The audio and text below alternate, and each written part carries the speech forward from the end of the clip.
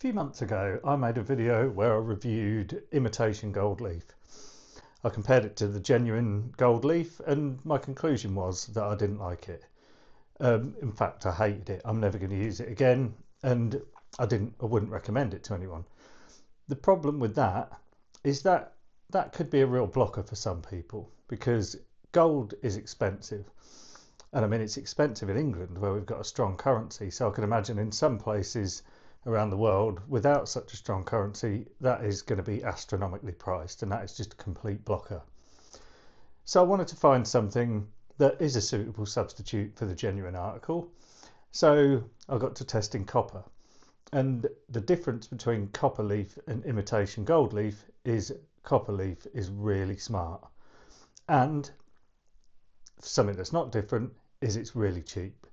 So I'm going to be using copper leaf today. I'm going to show you how to use it by applying it to a clear piece of glass to create a mirror. And I'm going to be moving on and testing it on glue chip glass and acid etched glass just to see if we can achieve the same sort of effects as we can with genuine gold leaf. So anyway, that out of the way, let's crack on with it. Right, something I should have said at the start of this video is that this isn't a specialist technique.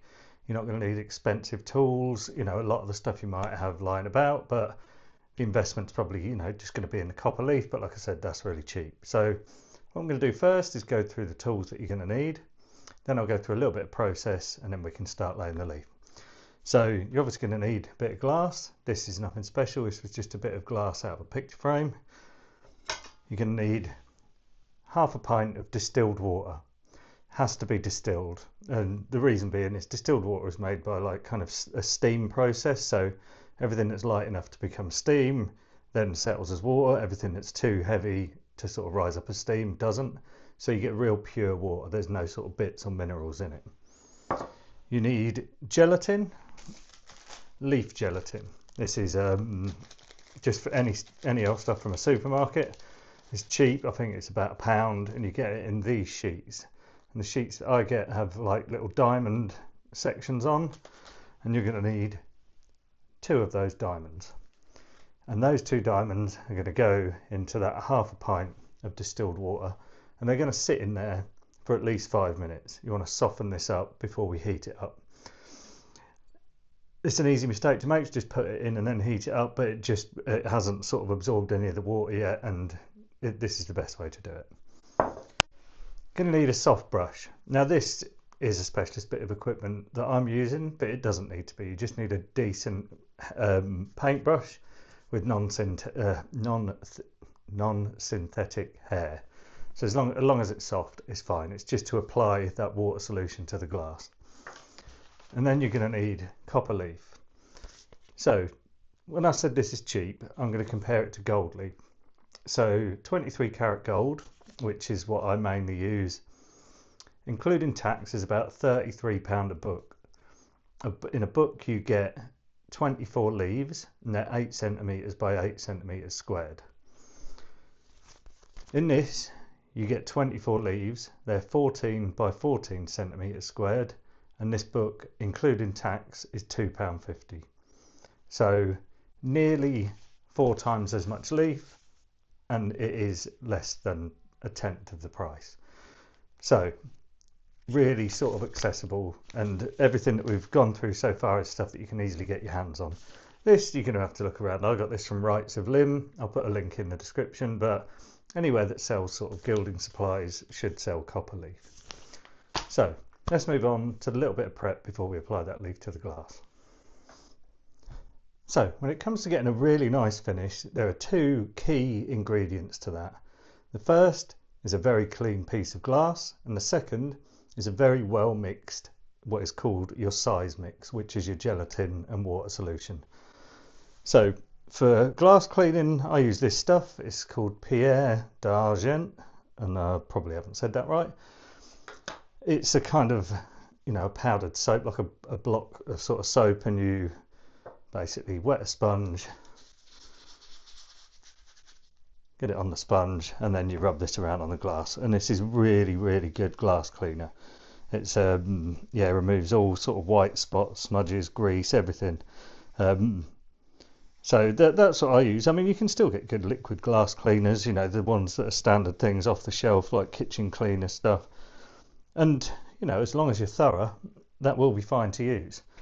Um, so what I'm doing is just giving this a really good clean till it's squeaking, and then I'm going to do it again because I want to kind of make sure I'm going to give it a double clean on both sides so that I've got the best chance of applying the leaf and getting a really clean mirror finish. So, right, so that's had 2 minutes in the microwave. 2 minutes in a 900-watt microwave is normally enough for half a pint of water. You don't want it to boil, you just want it to heat up enough for the gelatin to dissolve in. But also don't just assume that that is going to happen. So I can see, I don't know if we can see here, at the bottom, some of that gelatin is on the bottom there. I'm sure it's very difficult to get on camera. What we want to do is really, really mix that up. And then when that settles, we'll be able to see if that has 100% all dissolved in. So you see all that there? That's gelatin. That is not ready to use yet. You know, that needs to be completely dissolved into it. For a few minutes, and that might be sticking it on for maybe another 30 seconds in the microwave. So when you've got, see, that kind of, you know, frothy bit, that's still the gelatin dissolving. So yeah, I think I'm going to just give it another 20 seconds maybe.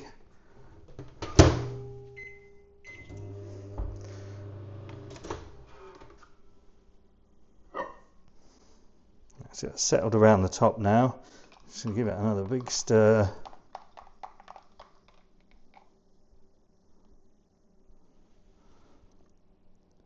So it's still breaking up. You can see bits of it still swirling around, but it's hot enough now, definitely. So that's just a thing, just a time thing. I'm just going to take that back to where I'm going to be applying the copper leaf, and then by the time I've done that, giving it a few more stirs, that should look completely clear. Right, we're ready to go. One thing I forgot to mention is gloves. You don't have to have these, but copper tarnishes, so I want to avoid getting the oils from my skin on it. But, you know, the tarnishing aspect of it can be a really sort of desirable look. So, yeah, worth experimenting with and without, I suppose. So, what I'm going to do is just peel it back to get a leaf. Now, unlike gold leaf, which is really, really delicate and you have to pick it up with special tools and, you know, it's, yeah, quite a nightmare to work with. This isn't like that. This is pretty strong, it's thick, so you can handle it, you can pick it up with your hands. So what I'm going to do, my gelatin solution is all completely clear now, so this is ready to apply. And what we do is soak in the brush. That's just going to absolutely saturate that glass. I'm just not going to leave any bit of that that's not completely soaked.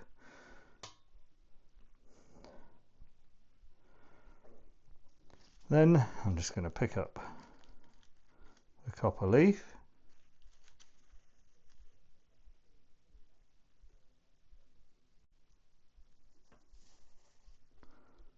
And we can pull it. We'll not be able to do with gold. So if there's a huge crease like there is here, we can kind of manipulate it a little bit. We can also, using cotton wool, we can push any, because there's a big bit of water trapped under there at the moment. So we can push that out. Let's get my cotton wool.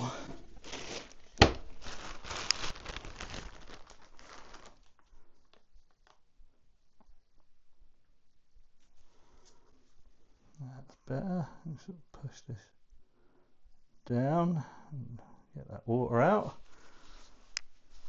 That's gone on pretty nice. I'm pretty happy with that. So you can as well, if say you've got big old creases that you're not happy with. I mean, this is all right. I'll just sort of show you. You know, you can run water down and that will sort of trickle underneath the leaf and try and flatten out some of those sort of unsightly creases. But you know, in general, I'm pretty happy with that. I think that's gone on all right. And as it dries, that will pull that tight. What I'm going to do now is apply leaf to the other two bits of glass that I prepared. One of those is glue chipped, the other is acid etched. So I'm just going to pop this aside for now. So, not sure how well you can see that. I did a sort of little bit of an old school Pepsi Cola sign just to test this on. I'm not going to apply it to the whole thing, but it will show where it should be, you know, good enough for us to know whether we can use copper leaf on acid etched glass, which I haven't actually tried. I have tried it the way I've just showed you, but I haven't tried it on any other sort of glass. So I'm going to do exactly the same thing. Actually, in this case, I am going to gild the whole thing. Just might as well. So because this is textured, I don't want to just be relying on the drying of the size, or dry, that's what this stuff's called, to pull it into the sort of mirror finish. I think we're going to need to push this into place on some of the etched areas. And remember, like, don't worry about this if it goes on and you rip little bits here. We can do a second coat of this as well. So let's apply another one.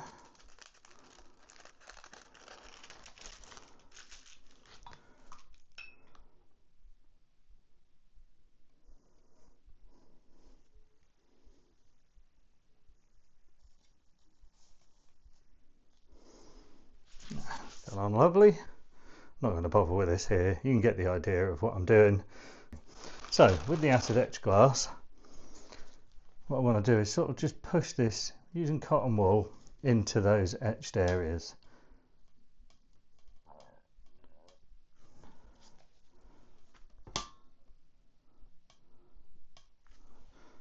Just checking on your skin to see when that's wet. I mean, it's like I say, this isn't like gold. It's not as delicate, but you still don't want to be using the kind of wet wool to do this. So I'm just going to keep checking and keep rotating it and using a dry bit. So let's move on to the glue chipped piece of glass.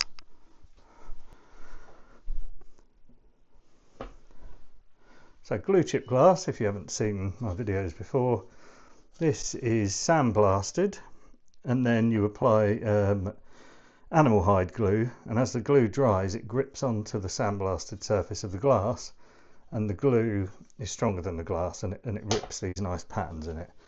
I have done videos about glue chipping. There's like an entire playlist, so I'll put a link to those in the top right corner and in the video description if you wanted to check that out. So as you can see, there's nothing really delicate about this. It's not like applying gold leaf. Okay, that's gone on quite nice as well. And I'm going to do the exact same thing, because this is even more textured than the acid etched stuff. This has got big sort of chunks where that glue has ripped lumps out of the glass. So just going to push that in pretty firmly. And then what I'm going to do is I'm going to put all three of these pieces by a radiator, and then just put the camera on time lapse so you can watch them dry.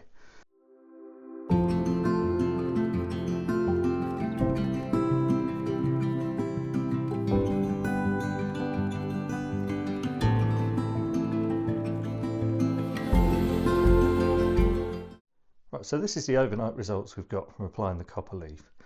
And I won't joke when I say this takes a long while to set. Like, that time lapse was only a few hours, but you know, you really need to leave it by a radiator overnight. So, you know, it's got a really nice mirror effect. It still needs burnishing to get rid of all those creases, but you know, that looks really nice on those acid etched areas. I'm really happy with that.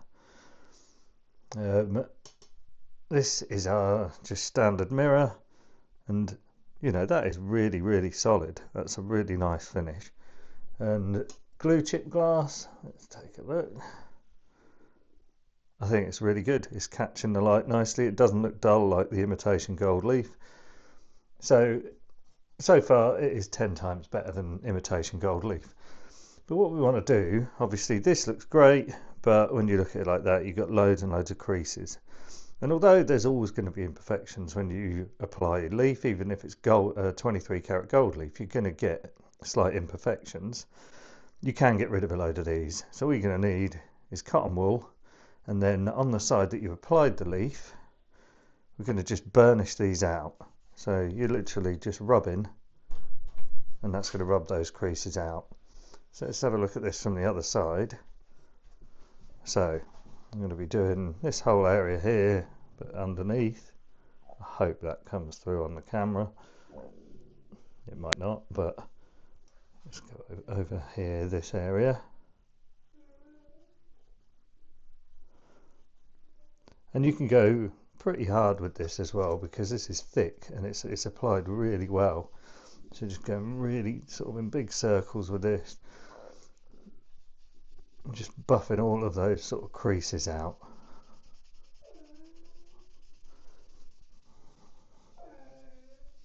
Excuse that noise, that's my dog.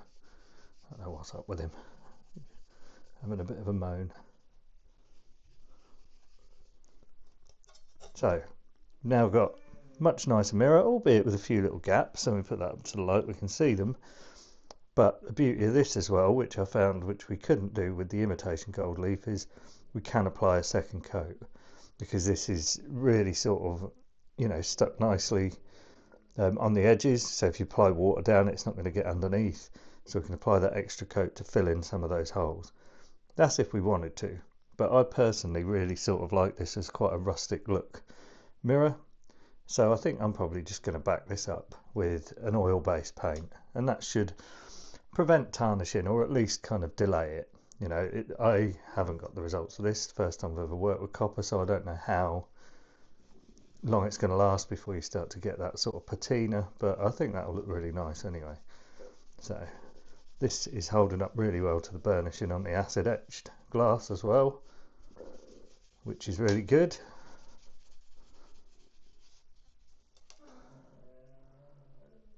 Yeah, really like that. It's come out great. And lastly, let's have a look at it on the glue chip glass. It's just a bit biggie because it's struggling there. So you see that's coming off in sort of chunks, but these are quite deep gouges that the glue makes, and you're with the 23 karat gold, you really have to push it in anyway. But in this case, you know, that hasn't done so well on glue chipped glass, but that's fine.